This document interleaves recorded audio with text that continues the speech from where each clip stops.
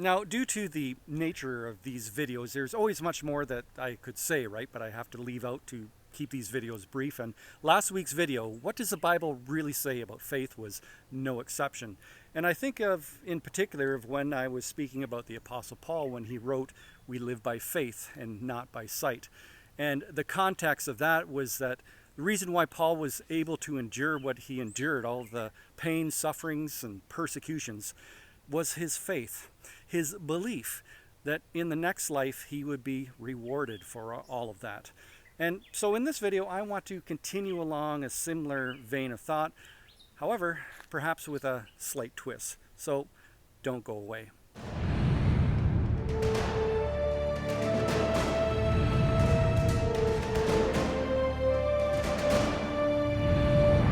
Now, if you've ever read the book of Acts in the New Testament or any of Paul's letters, then you'll probably know that not only was Paul a preacher, but he was also a very successful entrepreneur, a businessman.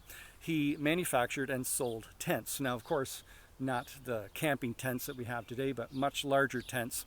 And many scholars will say that because he often set up shop in major port cities along the Mediterranean, crossover business would be making sales for ships.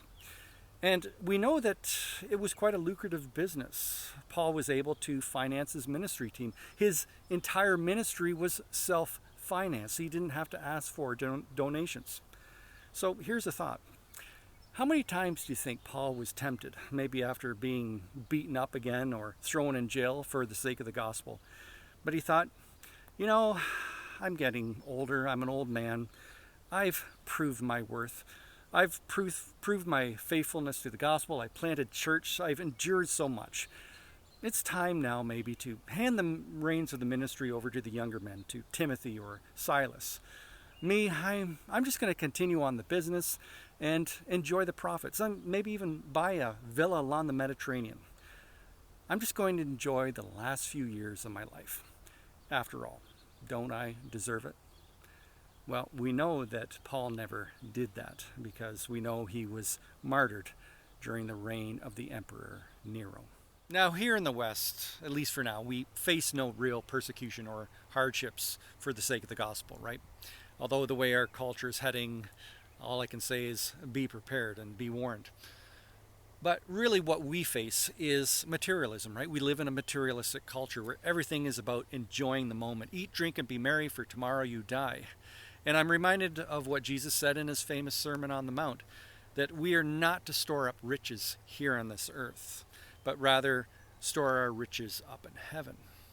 Because Jesus said, where your treasure is, that's where your heart is going to be.